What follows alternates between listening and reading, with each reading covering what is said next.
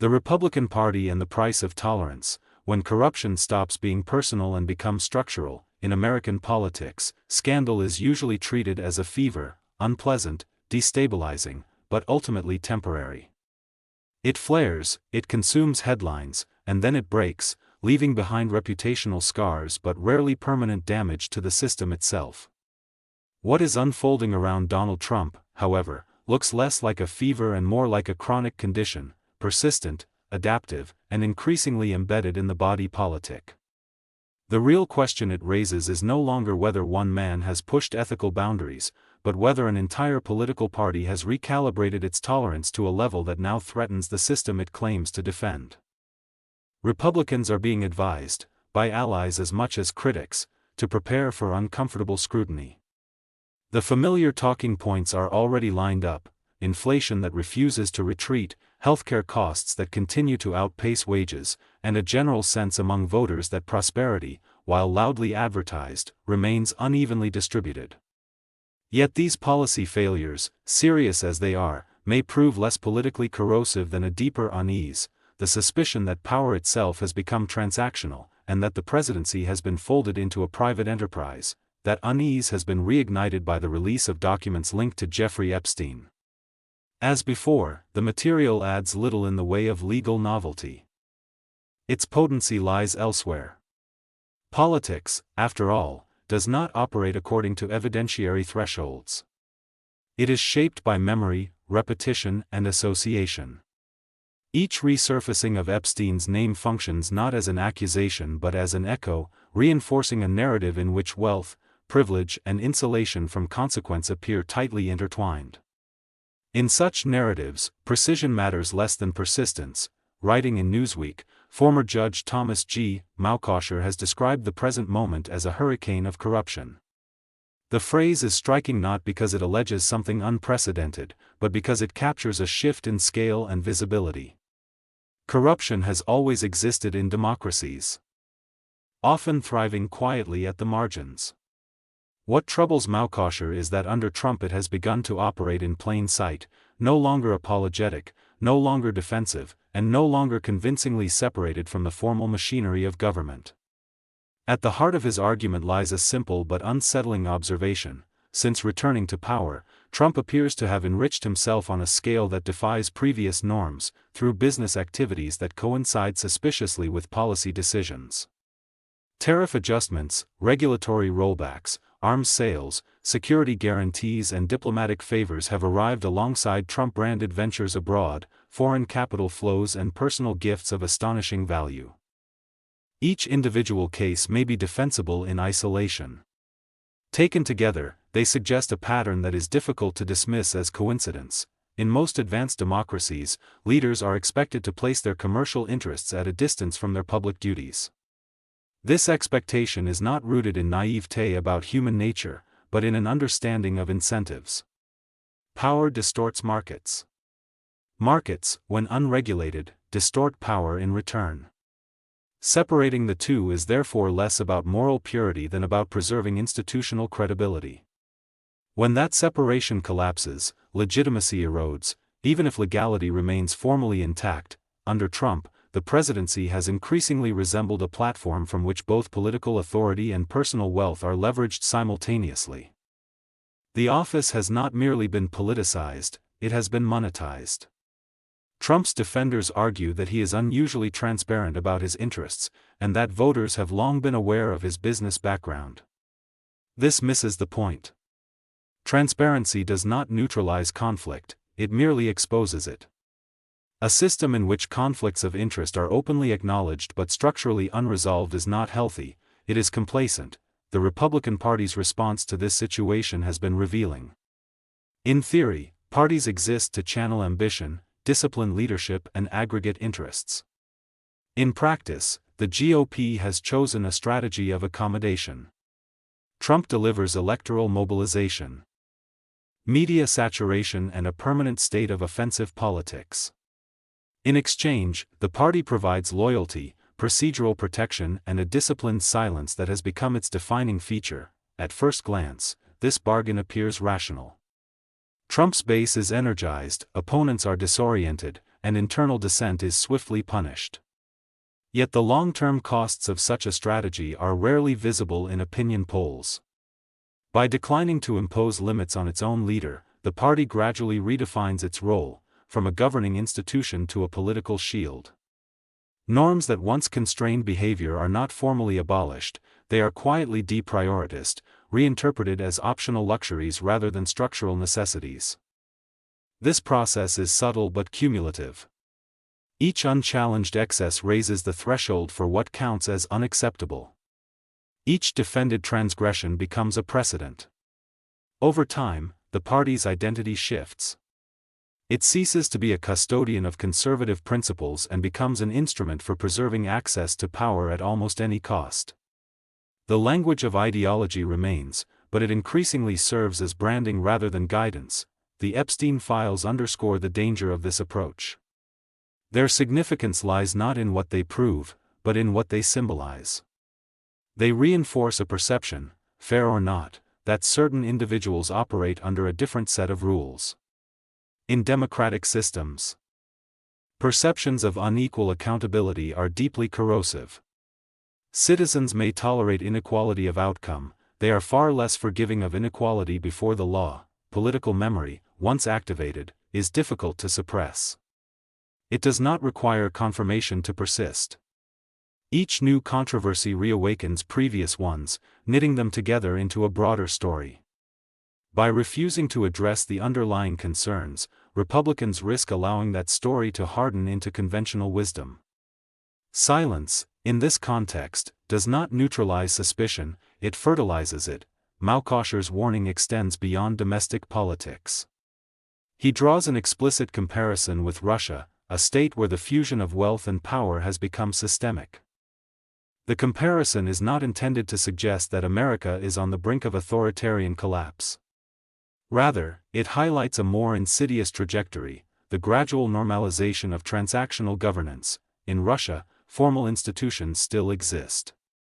Courts convene, laws are passed, elections are held. What has changed is the distribution of real power.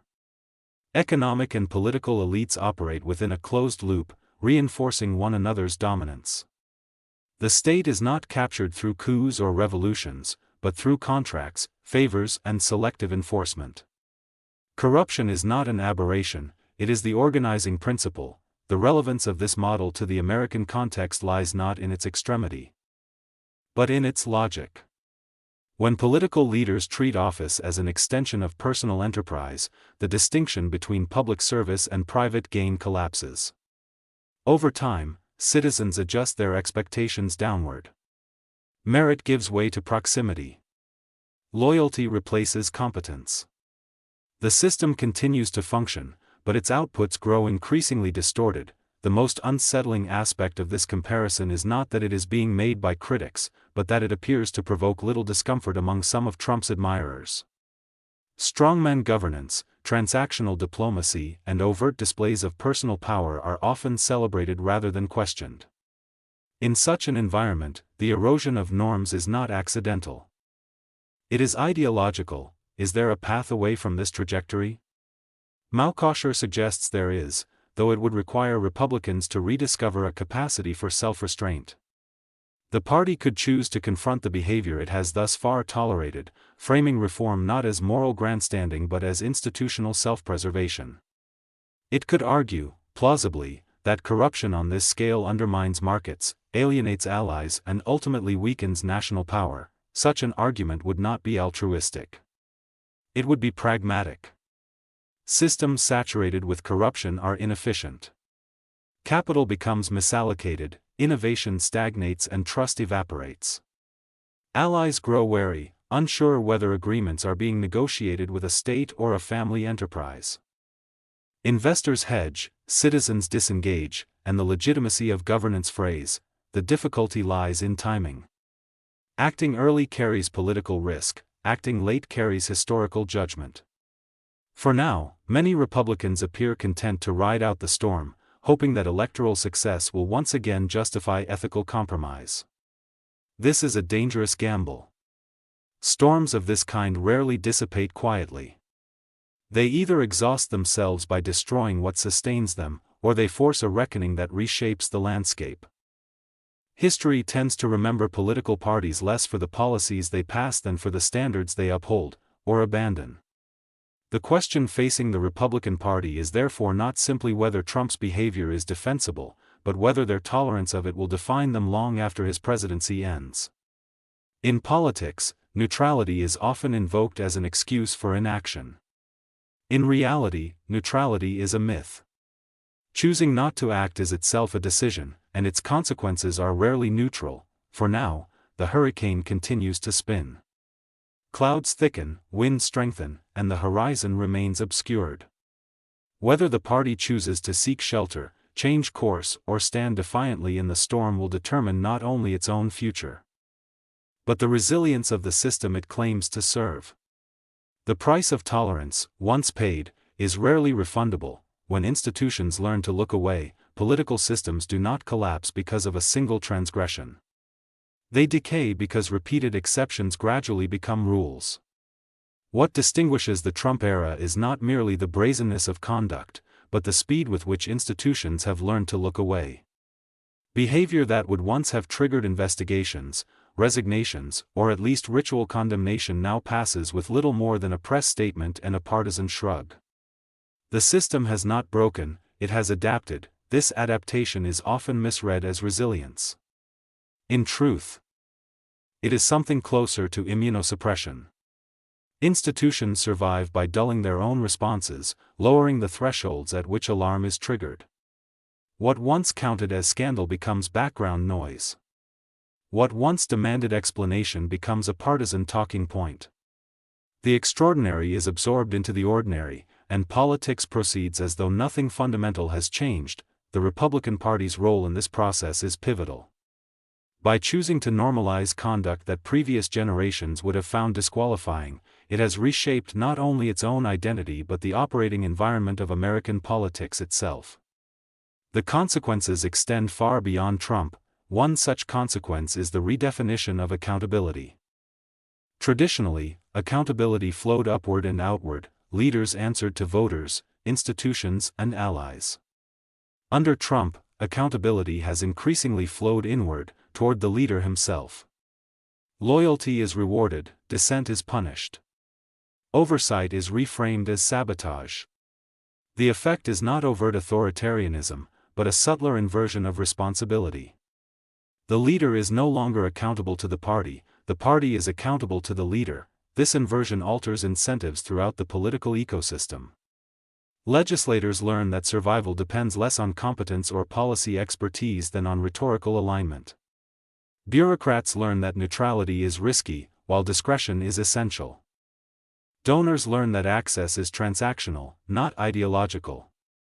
Even foreign governments adapt, calibrating their diplomacy not around American institutions, but around the preferences and vulnerabilities of a single individual. Over time, this produces a political culture that is neither fully democratic nor openly authoritarian, but something more ambiguous and therefore more stable. Power is personalized without being formally concentrated. Rules remain, but enforcement becomes selective. The system functions, but its moral center shifts. The economic implications of such a shift are rarely discussed with sufficient seriousness. Markets depend on predictability, impartial regulation, and the assumption that policy is not arbitrarily for sale. When political decisions appear to track private interests too closely, uncertainty grows. Investors may still profit, but they do so by hedging politically rather than innovating economically. Capital flows toward influence rather than productivity. This is how corruption, even when legal, imposes a tax on growth. It distorts incentives, rewards rent-seeking, and punishes merit. The costs are diffuse and delayed, making them politically convenient to ignore. But they accumulate nonetheless, manifesting in slower innovation, weaker competition, and declining trust in institutions that once underpinned American economic dynamism. Foreign policy suffers similar distortions. Allies accustomed to dealing with a rules-based superpower find themselves navigating a more transactional landscape. Commitments appear conditional, agreements reversible, and guarantees personalized. diplomacy becomes less about shared interests and more about individual relationships.